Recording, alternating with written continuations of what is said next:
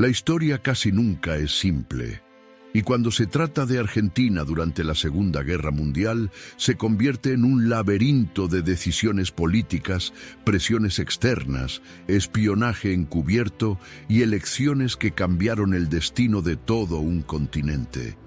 Mientras el mundo se sumergía en el conflicto más destructivo de la historia, Argentina quedó atrapada en un punto de tensión extrema. De un lado, Estados Unidos exigiendo un alineamiento total con los aliados. Del otro, la Alemania nazi manteniendo relaciones económicas y redes de influencia que se extendían desde los puertos de Buenos Aires hasta las montañas del interior. En medio de esa disputa, una población dividida, élites influenciadas por modelos europeos y un gobierno que intentaba sobrevivir entre fuerzas gigantescas que competían por cada centímetro del planeta. En este video vamos a atravesar las sombras de ese periodo, revelando cómo el país decidió mantenerse neutral mientras el resto de América Latina se alineaba con los aliados.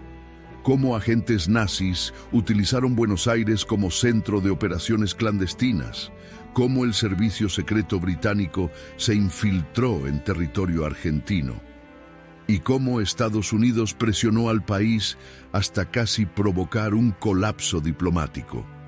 Exploraremos documentos, operaciones secretas e historias que permanecieron ocultas durante décadas, además de la polémica llegada de oficiales nazis que huyeron a Argentina después de 1945, un tema que aún hoy divide a historiadores, gobiernos y ciudadanos. A lo largo de casi una hora, entenderás cómo Argentina se transformó en un escenario clave de espionaje internacional, cómo el nacionalismo argentino tuvo un papel decisivo en la conducción del país, y cómo figuras como Juan Domingo Perón surgieron del caos para definir una nueva era política. Este es un viaje profundo a través de decisiones que siguen resonando hasta hoy, de controversias que aún desafían a los especialistas y de momentos capaces de cambiar por completo la forma en que vemos ese periodo histórico.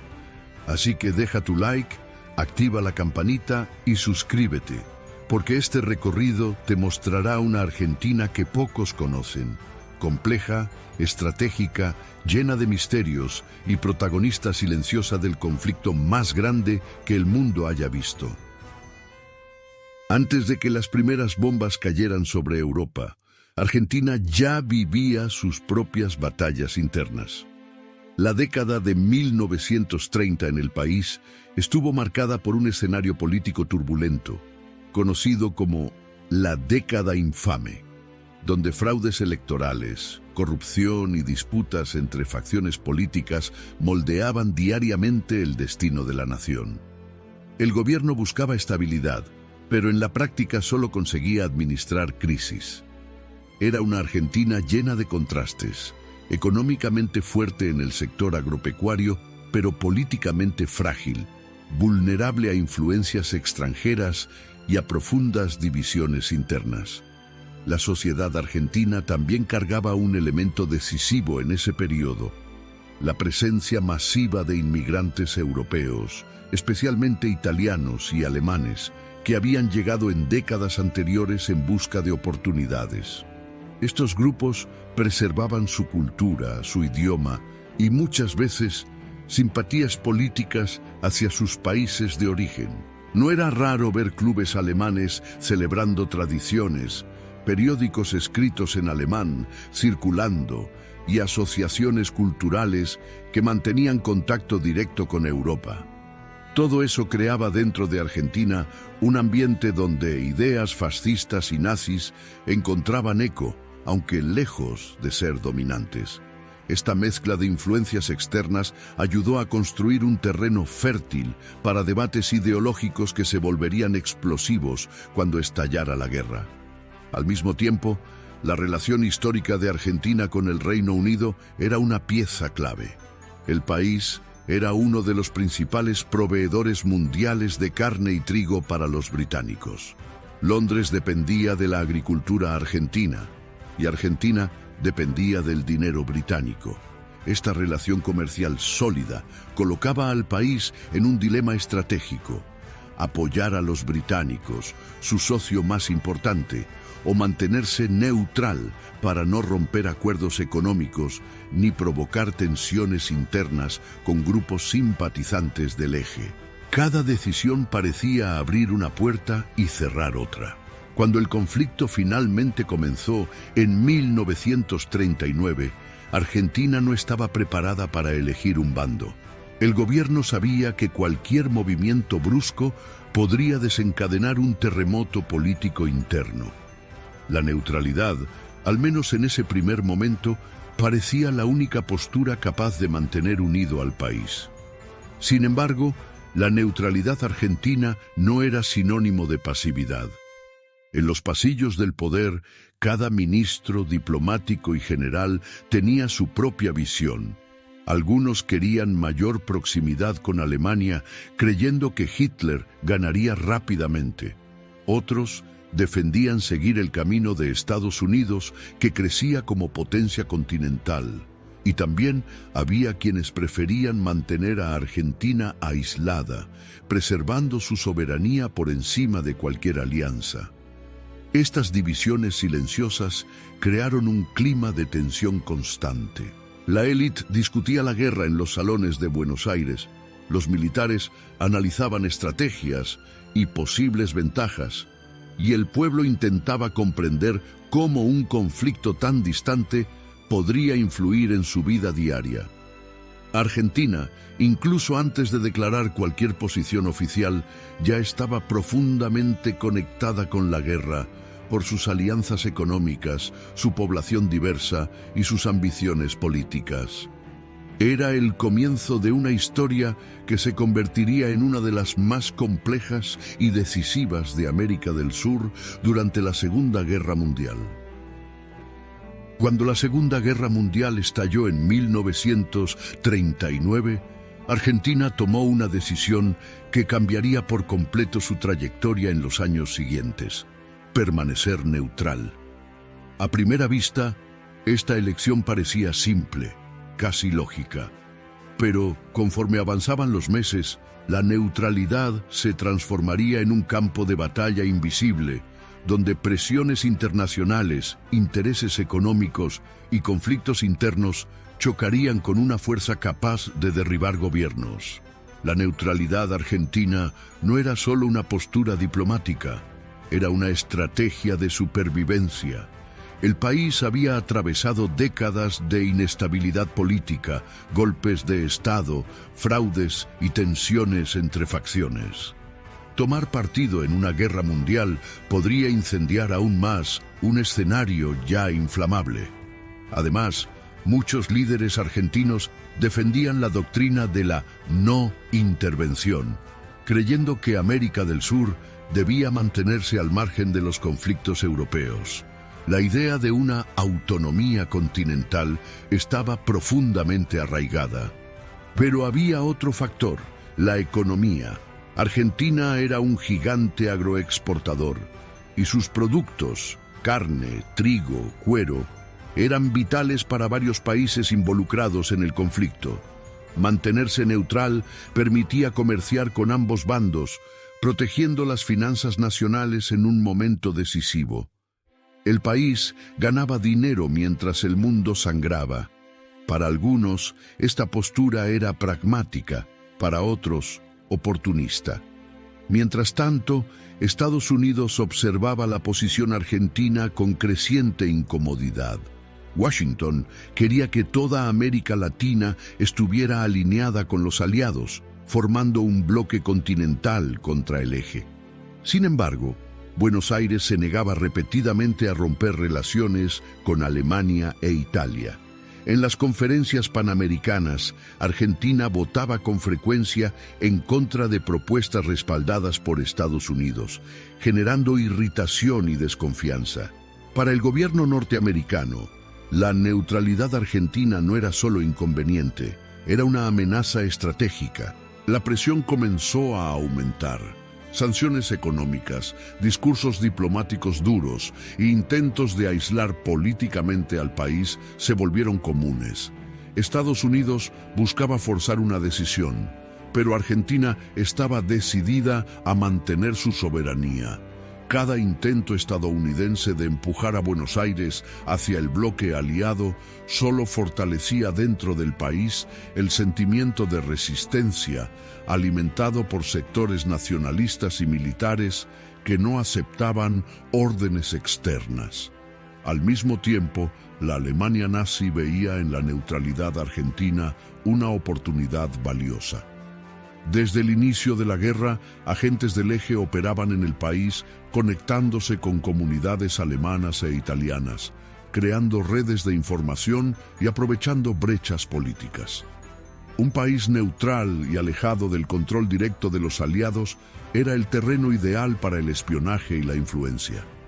La neutralidad argentina, por lo tanto, no era solo un escudo, era un campo de disputa entre dos potencias globales. La situación empeoró aún más con el impacto de la guerra en el Atlántico. Buques argentinos fueron torpedeados por submarinos alemanes, generando indignación popular. Pero aún así, el gobierno dudaba en romper la neutralidad. Las élites estaban divididas, los militares estaban divididos, y hasta el pueblo se encontraba atrapado entre el miedo a la guerra y la indignación por los ataques alemanes. Al final, la neutralidad argentina se transformó en algo mucho más grande que una simple posición diplomática. Se convirtió en un símbolo de independencia, orgullo nacional y al mismo tiempo de profunda controversia. Era el delicado equilibrio entre proteger los propios intereses y enfrentar a gigantes que disputaban su influencia. Y este equilibrio, como veremos, empezaría a desmoronarse cuando la guerra alcanzara su punto más crítico y el espionaje nazi entrara en escena con toda su fuerza.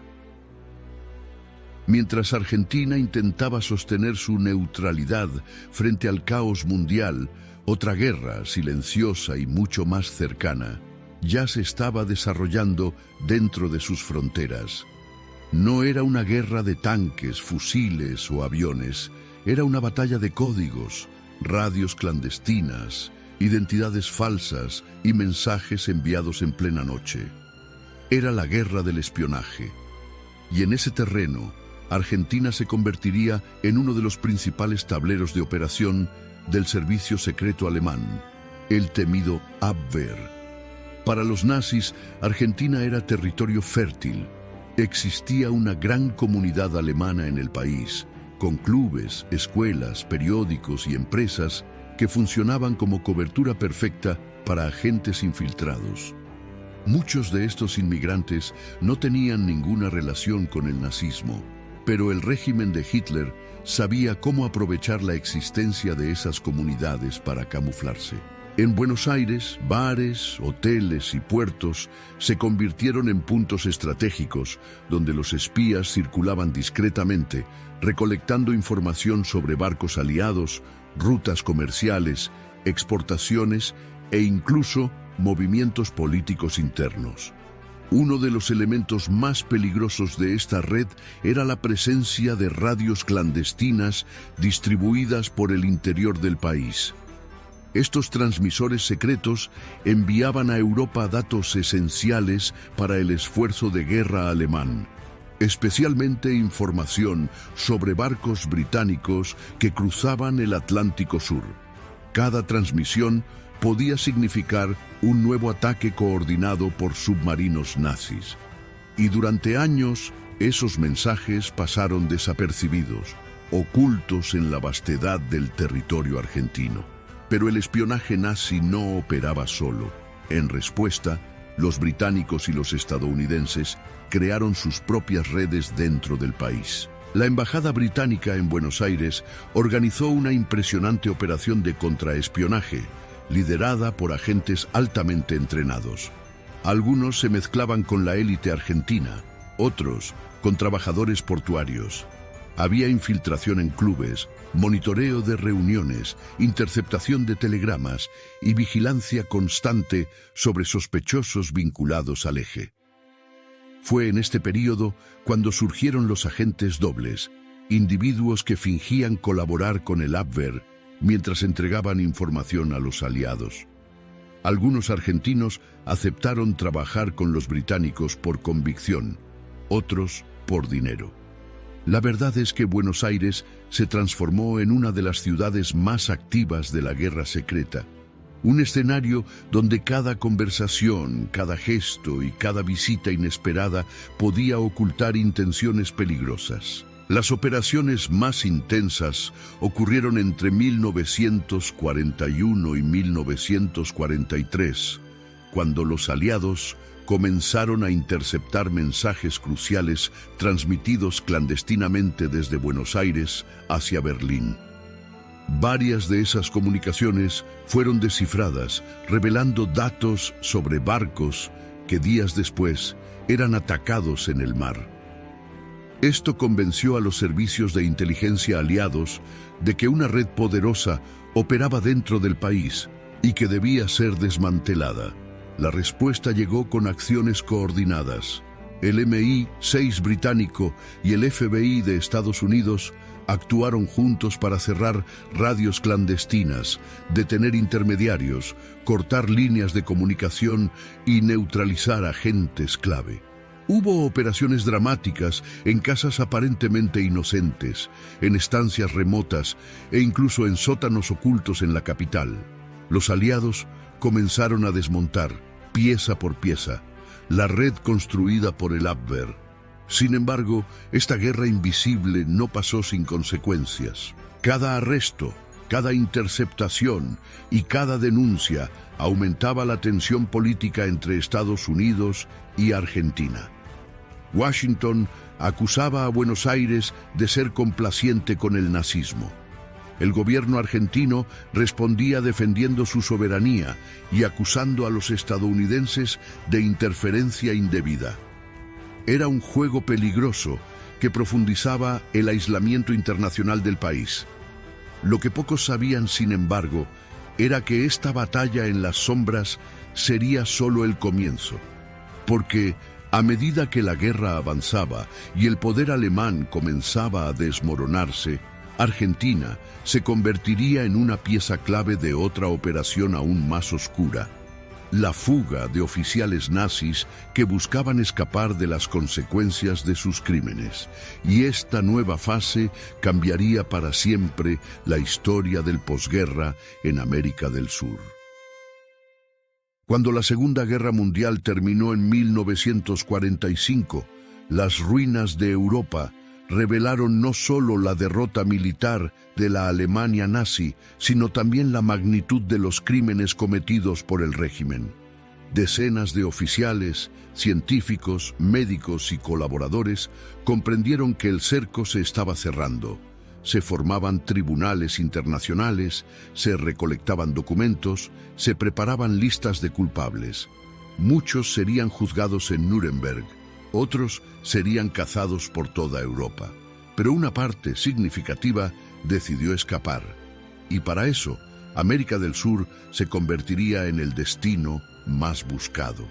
Entre todos los países, Argentina terminaría ocupando el papel más polémico y hasta hoy el más debatido. Las rutas de fuga comenzaron a tomar forma incluso antes del fin de la guerra. Grupos simpatizantes dispersos por Europa, especialmente en Italia y España, ayudaban a crear caminos clandestinos a través de los Alpes, de puertos secretos en el Mediterráneo y de documentos falsificados. Estas redes serían conocidas más tarde como las Ratlings, o rutas de las ratas, y entre ellas, una de las principales llevaba directamente a Buenos Aires. El país tenía dos características irresistibles para los fugitivos nazis: una comunidad germana influyente y un gobierno que durante años había mantenido una postura ambigua frente a las potencias del eje. Aunque Argentina no fuera oficialmente aliada de Alemania, diversos sectores nacionalistas y militares simpatizaban con ciertos aspectos del régimen de Hitler, especialmente su énfasis en autoridad, orden y nacionalismo económico. Estas conexiones, sumadas a antiguas relaciones diplomáticas con Europa, facilitaron la creación de canales discretos para la entrada de refugiados, algunos realmente solo escapando de la guerra, otros criminales de alto rango responsables de atrocidades indescriptibles. Las rutas de escape generalmente seguían un patrón. Oficiales del eje huían hacia Italia, donde recibían documentos falsos emitidos por redes clandestinas de antiguos nazis, colaboradores fascistas e incluso miembros de estructuras religiosas que ayudaban a refugiados de guerra sin cuestionar sus identidades reales. Con estos nuevos documentos, muchos embarcaban rumbo a América del Sur. La llegada a Argentina solía darse en los puertos de Buenos Aires o en ocasiones por vías más discretas en ciudades pequeñas donde era más fácil desaparecer. Casos famosos ayudan a ilustrar la dimensión de esta fuga. Adolf Eichmann, uno de los arquitectos del Holocausto, entró en Argentina con identidad falsa y vivió tranquilamente en barrios modestos de Buenos Aires durante años, hasta ser capturado por el Mossad en 1960. Josef Mengele, el ángel de la muerte de Auschwitz, también encontró refugio en Argentina antes de seguir hacia Paraguay y luego Brasil. Otros oficiales menos conocidos, pero igualmente implicados en crímenes, reconstruyeron sus vidas como trabajadores comunes, empresarios o agricultores, protegidos por el anonimato y la distancia del continente europeo. La presencia de estos fugitivos generó tensiones profundas entre Argentina y otros países. Los aliados exigían extradiciones, pero muchos pedidos eran ignorados o simplemente perdidos en la burocracia.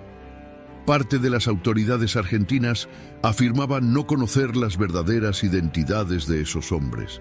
Otra parte prefería no involucrarse, manteniendo una política de no preguntar, no responder. Detrás de esta aparente neutralidad, sin embargo, existían motivos estratégicos. Algunos sectores del gobierno argentino creían que científicos y especialistas europeos podrían contribuir al desarrollo industrial y militar del país.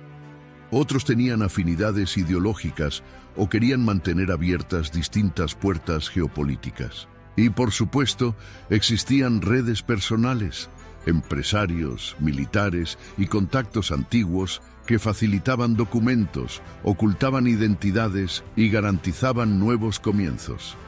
Al final, la huida de nazis hacia Argentina se convirtió en uno de los capítulos más oscuros y controvertidos de la historia del posguerra. Un capítulo hecho de silencios, documentos confidenciales, identidades falsas y sombras que atraviesan décadas. Y mientras fugitivos desembarcaban anónimamente en los puertos argentinos, el país enfrentaba un nuevo drama: la creciente presión de Estados Unidos, decidido a aislar a Buenos Aires si la neutralidad persistía. Ese conflicto diplomático pronto incendiaría la política interna y abriría camino a una de las figuras más influyentes de la historia argentina, Juan Domingo Perón. Mientras agentes nazis desembarcaban en secreto en los puertos argentinos y redes clandestinas operaban silenciosamente en las sombras, Argentina enfrentaba a un enemigo mucho más poderoso: la presión implacable de Estados Unidos. Washington ya había tolerado durante demasiado tiempo la insistente neutralidad argentina, y el gobierno norteamericano estaba convencido de que Buenos Aires representaba el mayor obstáculo para la formación de un bloque continental unificado contra el eje. La paciencia estaba llegando a su fin. A partir de 1942, Estados Unidos intensificó las sanciones. Se redujeron cuotas de importación, se suspendieron acuerdos comerciales y Argentina comenzó a perder acceso a productos esenciales para su industria. El mensaje era claro: o el país rompía relaciones con el eje o enfrentaría un aislamiento total. Para empeorar la situación, otros países latinoamericanos, muchos de ellos alineados con EEUU, empezaron a replicar esta postura, dejando a Buenos Aires cada vez más sola políticamente en el continente. Estas presiones externas resonaron de forma explosiva dentro de la política argentina. El gobierno, ya dividido entre sectores conservadores, militares, nacionalistas y grupos simpatizantes de los aliados, comenzó a fracturarse. Cada decisión parecía insostenible. Ceder a Estados Unidos significaba renunciar a la soberanía y enfrentar una fuerte oposición interna. Resistir significaba arriesgar la economía y profundizar el aislamiento. La neutralidad, que antes había servido para mantener unido al país, ahora lo empujaba al borde del colapso político. Las tensiones se reflejaban directamente en el mando militar, donde los generales discutían abiertamente el destino de la nación. Muchos veían a Estados Unidos como una amenaza para la autonomía del país y criticaban su postura agresiva. Otros advertían que, sin apoyo internacional, la economía argentina podría hundirse en una crisis profunda. El debate no era solo ideológico, era una lucha por el futuro del país. Y, como ocurre en toda crisis, surgieron rumores de golpes, conspiraciones internas y disputas silenciosas por el poder. El ambiente político se volvió tan denso que pequeños incidentes generaban pánico y desconfianza. La población, confundida por las noticias que llegaban de Europa y por los conflictos internos, empezaba a sentir los efectos de las sanciones. Los precios subían, los productos escaseaban y el temor a una crisis económica real comenzaba a asustar a la gente. Sin embargo, este escenario caótico abriría espacio para el ascenso de una figura que se volvería central en la historia argentina. En medio de la turbulencia, un coronel carismático, ambicioso y extremadamente hábil en los bastidores comenzaba a ganar protagonismo: Juan Domingo Perón. Surgiría de este ambiente de crisis como alguien capaz de reorganizar el país, negociar con diferentes fuerzas políticas y, sobre todo, ofrecer un nuevo camino para Argentina. La presión internacional no solo empujó al país al límite, también moldeó las condiciones que permitirían el surgimiento del peronismo. Y mientras las tensiones aumentaban, Argentina avanzaba hacia un giro decisivo que cambiaría su postura en la guerra y redefiniría su política nacional durante décadas. En medio del caos político y de las presiones internacionales que asfixiaban a Argentina, emergía una figura que parecía ver oportunidad donde todos veían crisis. Juan Domingo Perón, entonces un coronel relativamente desconocido, se convirtió en uno de los personajes más influyentes de ese periodo. Inteligente, articulado y profundamente consciente de las tensiones internas, Perón comprendió que el país necesitaba una nueva dirección y que él podía ser el líder capaz de ofrecerla. El ambiente era propicio para alguien con su perfil. Las disputas internas entre nacionalistas, conservadores y sectores simpáticos a los aliados debilitaban el liderazgo argentino. Las sanciones impuestas por Estados Unidos presionaban la economía y alimentaban el descontento popular. La guerra se había convertido en un peso político que pocos podían manejar. Y fue en ese vacío de autoridad que Perón comenzó a construir su camino. Al inicio, Perón ocupó cargos aparentemente secundarios, pero estratégicamente poderosos, como el Departamento Nacional del Trabajo, que luego se transformaría en el futuro Ministerio del Trabajo. Desde ese puesto inició una aproximación inédita con los trabajadores argentinos, defendiendo mejores condiciones laborales, aumentos salariales y derechos sociales. Estas medidas lo volvieron inmensamente popular entre las clases trabajadoras. algo que hasta entonces ningún militar había logrado con tanta eficacia. Mientras ganaba fuerza entre los trabajadores, Perón también se acercaba a sectores de las Fuerzas Armadas. Defendía un proyecto de modernización militar e industrialización nacional inspirado en modelos europeos, pero adaptado a la realidad argentina. Para algunos, sus ideas eran visionarias, para otros, demasiado peligrosas. Aún así, su habilidad para dialogar con distintos grupos lo hacía cada vez más influyente. En el contexto internacional, Perón mantenía una postura ambigua, pero estratégica. Entendía que desafiar abiertamente a Estados Unidos sería un suicidio político, pero también sabía que seguir servilmente la línea de Washington podría destruir su apoyo interno. Por eso buscaba una tercera vía: fortalecer la identidad argentina, preservar la soberanía nacional y negociar con los aliados en términos aceptables. Era un juego delicado, y Perón lo jugaba como pocos. Con el tiempo, su ascenso comenzó a incomodar a miembros de la élite tradicional y a oficiales militares que temían su creciente poder.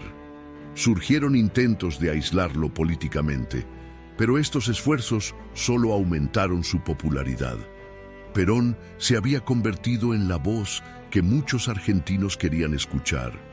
Alguien que prometía estabilidad, dignidad para los trabajadores e independencia frente a imposiciones externas. En el punto más alto de esa tensión, su relación con Eva Duarte, la futura Eva Perón, comenzó a consolidarse, fortaleciendo aún más su imagen pública. Aunque la influencia de Evita todavía era incipiente en ese periodo, su presencia junto a Perón tuvo un impacto emocional profundo entre los sectores populares. El ascenso de Perón no fue un accidente, sino el resultado directo del ambiente explosivo creado por la Segunda Guerra Mundial. Mientras el país enfrentaba aislamiento, presión externa y crisis interna, Perón ofrecía un nuevo camino. Y conforme aumentaba su influencia, Argentina se acercaba a una decisión histórica que cambiaría su posición en la guerra e inauguraría una nueva era política.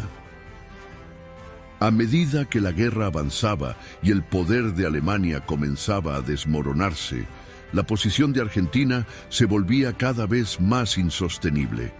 La neutralidad, que durante años había sido el escudo del país, ya no servía como protección política.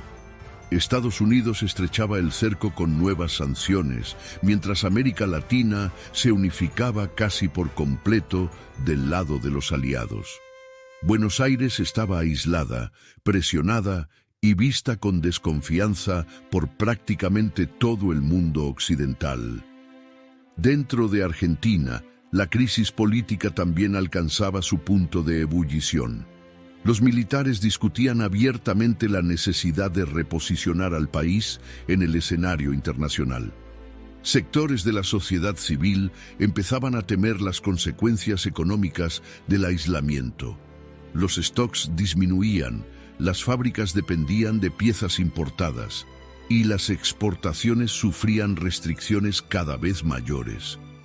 Para muchos, estaba claro que era imposible mantener indefinidamente la postura de neutralidad. Con el ascenso de Juan Domingo Perón y de otros oficiales nacionalistas, el gobierno argentino comenzó a buscar una solución intermedia. Sabían que, si Argentina entraba en la guerra demasiado pronto, parecería una sumisión a Estados Unidos. Pero hacerlo demasiado tarde podría destruir las relaciones con los aliados y perjudicar al país en el posguerra. Era necesario calcular cada paso con precisión quirúrgica y esperar el momento ideal. Ese momento llegó a comienzos de 1945, cuando ya era evidente que el eje estaba derrotado. Las tropas soviéticas avanzaban sobre Berlín, la Italia fascista había colapsado y Japón estaba cercado en el Pacífico. Estados Unidos hizo un último movimiento diplomático firme, dejando claro que si Argentina continuaba neutral, sería excluida de futuras negociaciones internacionales. especialmente de las conferencias que estaban rediseñando el orden mundial. Eso significaba perder voz política, acuerdos económicos y cualquier influencia en el posguerra. Ante este choque de fuerzas, el gobierno argentino finalmente cedió. El 27 de marzo de 1945, Argentina declaró la guerra a Alemania y Japón. Para el mundo fue un gesto tardío, casi simbólico, pero en el contexto interno marcó el fin de años de tensión diplomática. Aunque el país no participó activamente en combates directos, la declaración de guerra sirvió para reposicionar a Argentina en el escenario internacional y abrir puertas que Estados Unidos había prácticamente cerrado. Después de la decisión, Argentina comenzó a colaborar con los aliados de manera limitada pero significativa. Envío de pilotos y técnicos para entrenamiento, intercambio de información estratégica y apoyo a operaciones diplomáticas en el hemisferio. Parte de las Fuerzas Armadas vio en esto una oportunidad de modernización, mientras sectores nacionalistas consideraban la medida un mal necesario para preservar el futuro del país. El cambio de postura también tuvo un profundo impacto interno. Al declarar la guerra, Argentina finalmente alineó su política exterior con la dirección global, poniendo fin a años de aislamiento, y al mismo tiempo, la decisión abrió el camino para que Perón consolidara su posición política, preparando el terreno para su futura elección presidencial en 1946. La entrada argentina en la guerra pudo haber sido tardía, pero fue estratégica. Era la última pieza que faltaba en un tablero lleno de presiones internacionales, crisis internas y disputas de poder. Y, con esa decisión, el país iniciaba su proceso de reconstrucción en el posguerra. Un período que moldearía la identidad argentina durante las décadas siguientes. Con el fin de la Segunda Guerra Mundial, Argentina entró en una nueva fase, marcada por la reconstrucción política, la redefinición de alianzas y un intenso debate sobre el papel que el país había desempeñado durante el conflicto. Aunque había declarado la guerra al eje en los últimos meses, la imagen de Argentina seguía profundamente vinculada a su larga postura de neutralidad. Esto generó una mezcla de desconfianza externa y discusión interna, creando un ambiente político que influiría en el futuro de la nación durante décadas. El posguerra inmediato estuvo dominado por la figura de Juan Domingo Perón. Su habilidad para acercarse a los trabajadores, negociar con sectores militares y presentar un proyecto de país independiente de las grandes potencias lo transformó rápidamente en el líder más popular de Argentina. En 1946 fue elegido presidente, inaugurando una era marcada por políticas laborales sólidas, una acelerada industrialización y una retórica nacionalista que buscaba reposicionar a Argentina como potencia regional. Para muchos, Perón representaba la ruptura con un pasado inestable. Para otros, un líder autoritario con ambiciones peligrosas. Al mismo tiempo, el país aún lidiaba con uno de los capítulos más controvertidos de su historia: la presencia de fugitivos nazis en territorio argentino. Aunque las autoridades afirmaban que muchos de ellos habían ingresado con identidades falsas y sin conocimiento oficial, documentos e investigaciones posteriores revelaron que ciertos sectores del gobierno facilitaron su llegada. Este tema se convertiría en una sombra constante, alimentando críticas internacionales y generando debates internos sobre responsabilidad y moralidad. La captura de Adolf Eichmann por el Mossad en 1960 expuso de forma dramática cómo figuras implicadas en crímenes atroces habían logrado reconstruir su vida en el país. A pesar de estas controversias, el posguerra también trajo oportunidades. Argentina se encontraba en una posición económica privilegiada. Sus exportaciones agrícolas eran esenciales para la Europa devastada y sus reservas financieras crecieron durante la guerra. Esto permitió al gobierno invertir en infraestructura, industrias y programas sociales. Muchos argentinos vivieron en ese periodo uno de los momentos de mayor prosperidad económica del país. En el escenario internacional, sin embargo, Argentina seguía enfrentando desafíos. La Guerra Fría rediseñaba el mapa político global y el país necesitaba posicionarse en un mundo dividido entre Estados Unidos y la Unión Soviética. La postura independiente de Perón, que buscaba una tercera posición entre el capitalismo y el comunismo, generó tensiones con Washington, pero también fortaleció el sentimiento nacionalista dentro del país. Argentina no quería quedar subordinada a ninguna potencia, y esa mentalidad se convertiría en uno de los pilares de la política exterior peronista. El legado de la Segunda Guerra Mundial para Argentina es complejo. La neutralidad, que algunos interpretan como una estrategia inteligente de soberanía, otros la ven como una vacilación en un momento decisivo de la historia mundial. La presencia de nazis, para muchos, es un capítulo imperdonable. Para otros, un fenómeno inscrito en el caos del posguerra global. Lo que nadie discute es que el período entre 1939 y 1945 transformó profundamente la identidad nacional, moldeando tensiones, movimientos sociales y proyectos de poder que definirían al país durante el resto del siglo. Al mirar hacia ese pasado, Argentina encuentra no solo errores y aciertos, sino también lecciones sobre independencia, diplomacia, ambición y responsabilidad histórica. El país fue, al mismo tiempo, espectador y protagonista de un drama mundial que aún hoy sigue resonando.